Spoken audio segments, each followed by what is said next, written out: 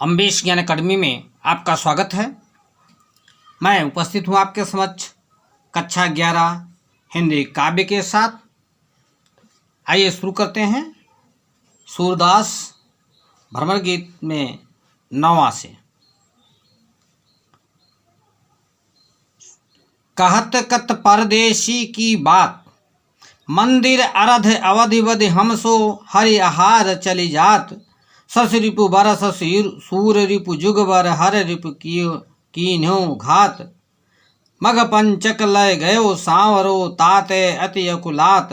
नखत भेद ग्रह जोरी अर्ध करि सोई बनत अब खात।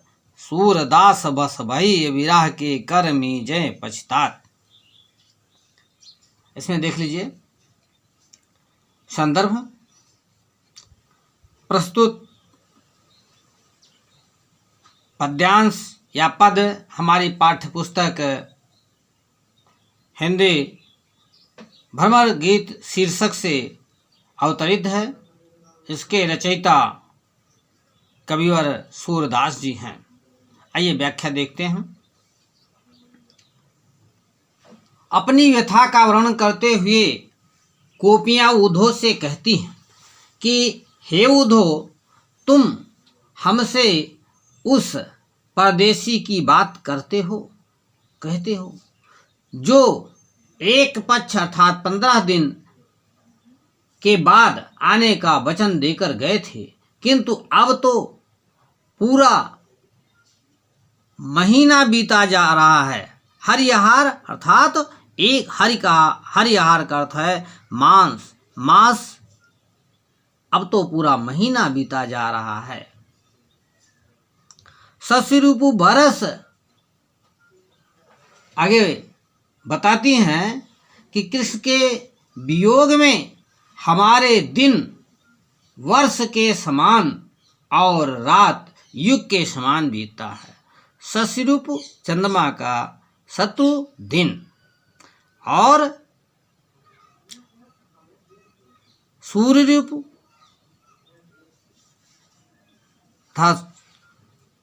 सूर्य का शत्रु रात। वही बता रहे हैं कि कृष्ण के वियोग में दिन वर्ष के समान और रात युग के समान बीत रही है, अर्थात दिन वर्ष के समान लंबे और रात युगों के समान लंबी प्रतीत हो रही है। अब तो इन्हें व्यतीत करना कठिन हो रहा है, क्योंकि हर रूप किए फिरोघात भगवान शंकर का शत्रु कामदेव हम पर घात लगाए हुए है। अर्थात गोपियां काम से पीड़ित हैं। आगे कहते हैं गोपियां, मघ पंचक लय गयो सांवरो।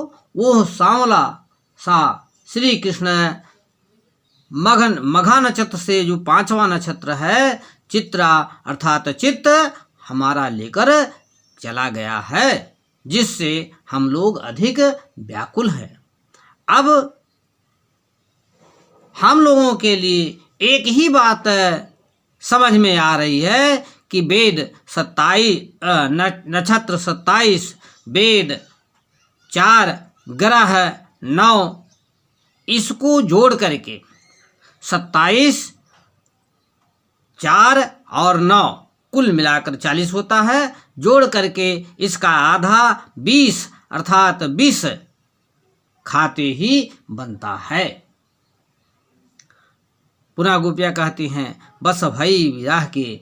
अब हम गोपियां तो विरह के बस में हो गई हैं।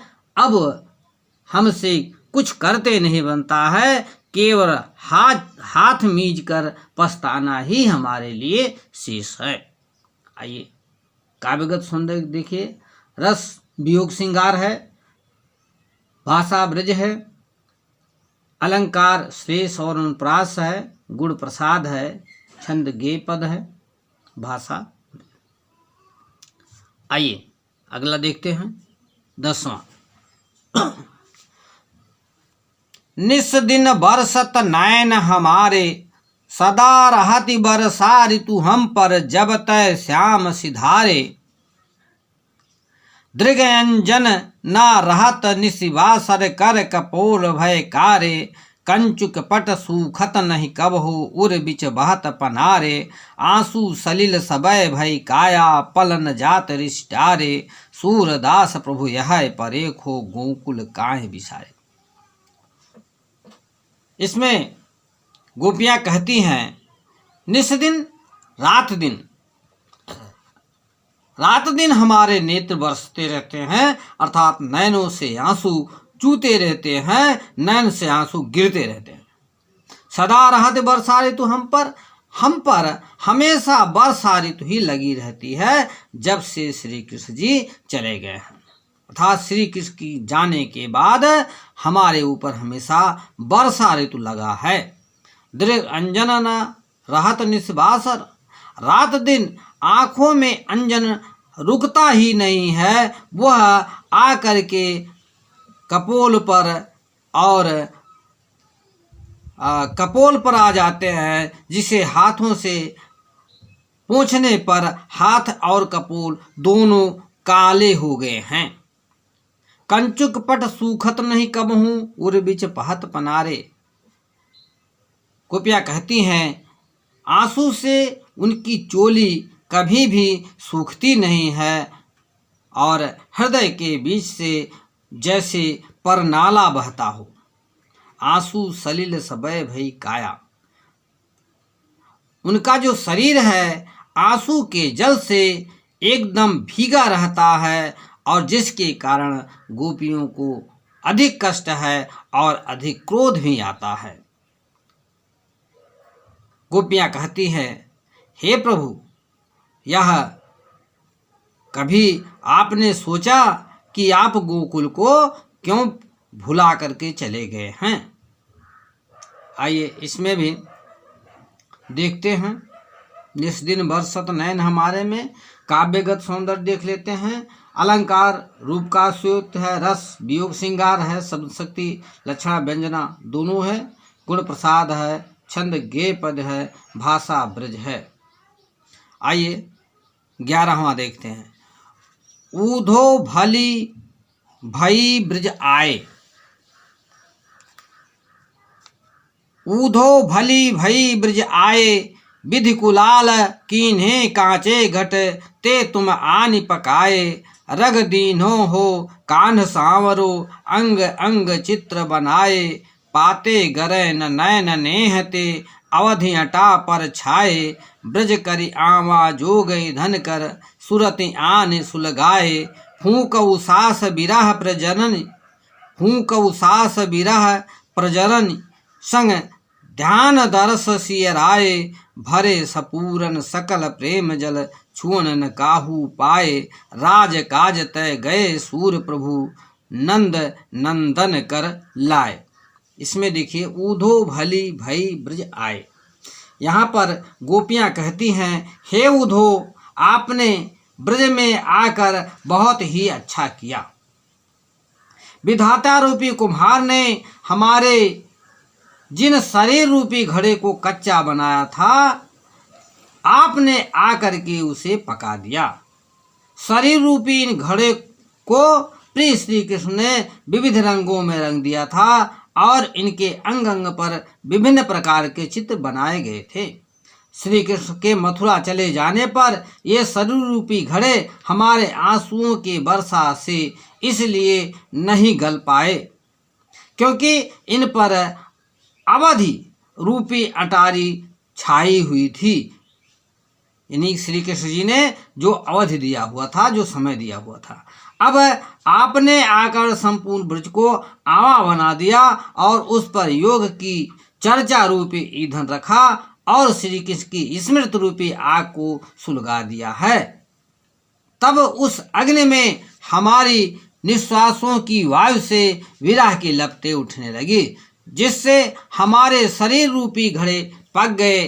फिर उन्हें श्री कृष्ण के दर्शन प्राप्त करने की इच्छा और ध्यान से शीतल किया, अर्थात आपके साथ श्री कृष्ण की चर्चा करने से हमें अपने ध्यान में उनके दर्शन का सुख प्राप्त हुआ।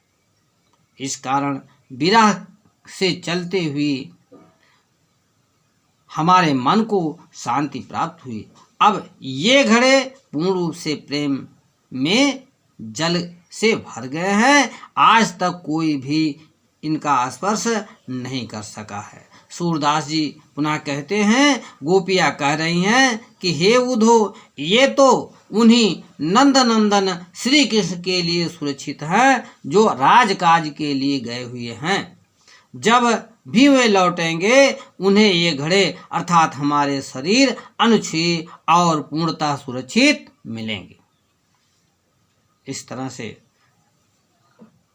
आइए काव्यगत सौंदर्य देख लेते हैं। काव्यगत सौंदर्य में भाषा ब्रज है, अलंकार, उपमा, सांगरूपक, अनुप्रास है, सांगरूपक है, रस वियोग श्रृंगार है, शब्द शक्ति व्यंजना है, गुण प्रसाद माधुर्य भी है, छंद गेय पद है। अंतिम देखते हैं।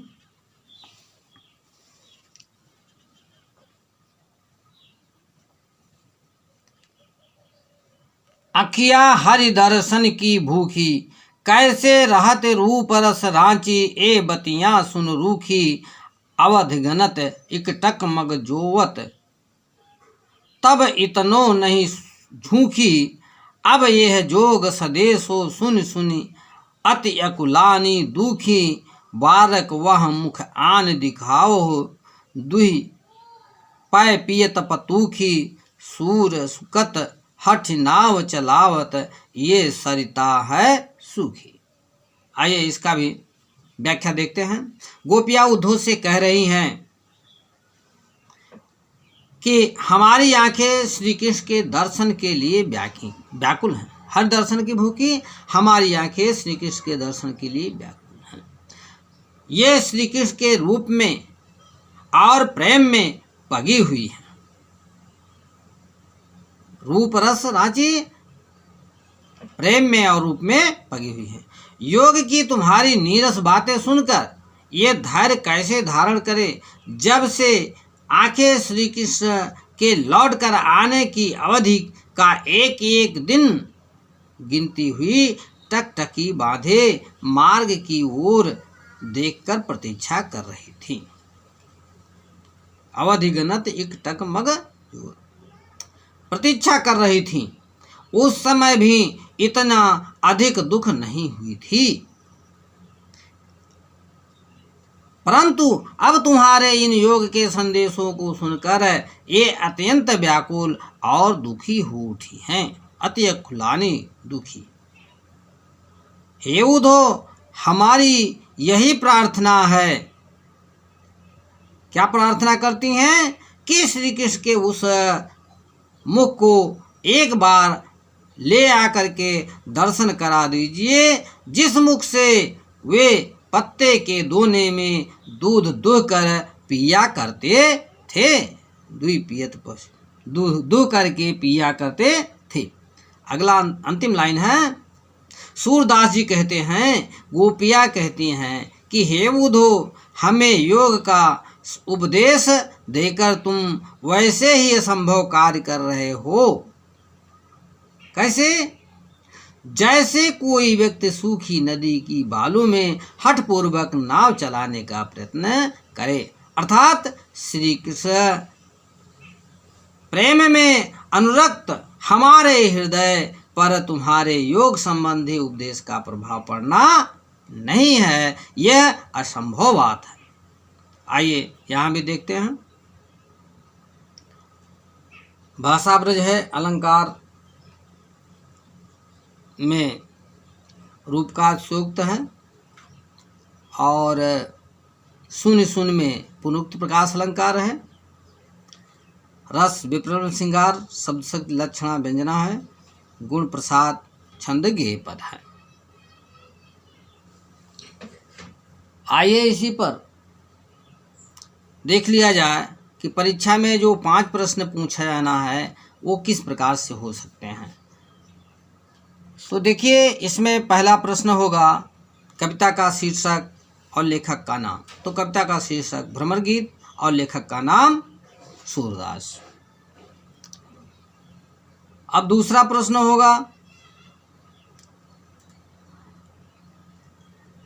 आंखें किसके दर्शन में भूखी हैं? किसके दर्शन की भूखी हैं? तो आप लिखेंगे गोपियों की आंखें श्री कृष्ण के दर्शन के लिए भूखी हैं। तीसरा होगा रेखांकित अंश की व्याख्या कीजिए। तो रेखांकित अंश में संपूर्ण का अर्थ बता दिया गया है। किसी भी 2 लाइन को रेखांकित करेंगे, उसका अर्थ आप देख लीजिएगा। चौथा,